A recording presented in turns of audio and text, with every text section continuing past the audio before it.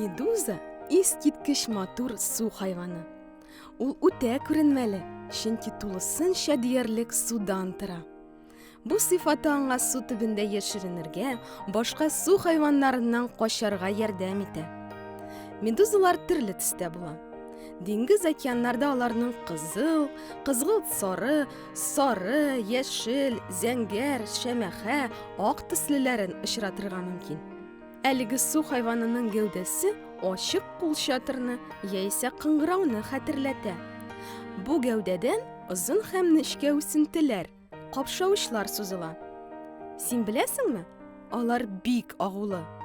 Капшавычка тиеп китсәң, ул шундук турая һәм агу сиптерә. Шуңа күрә медузаны күрсәң, аңа тияргә ашыкма.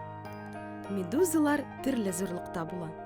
Австралия суларында яшәүче бик тә агулы икуранжи медузасы нибары 2 сантиметр. Ә Атлантик һәм Тын океанда йөзә торган цианеяның гәүдәсе 2 метр, ә капшавычлары 20 метр озынлыкта. Кечкенә медузалар планктон, зурлары вак-кыслалар, моллюсклар һәм балыклар белән туклана. Медузаның сөякләре, башы, баш мие, үпкәләре юк. Ул тәнендәге бик сизгер күзәнәкләр ярдәмендә сулый. Элек галимнәр медузаның башы булмагач, күзләре дә юктыр дип уйлаганнар.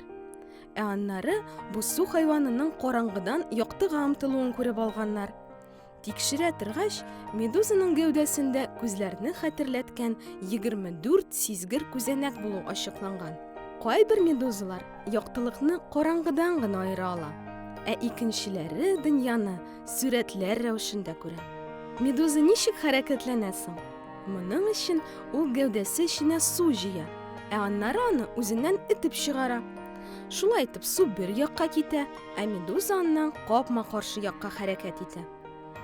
Әлеге су хайваннары суга нәни йомыркалар сала.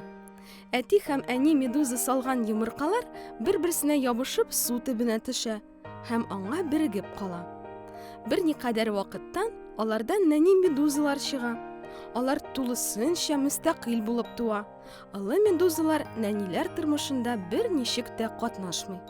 Галимнәр фикеренчә, медузалар җир шарында 700 миллион ел элек барлыкка килгән.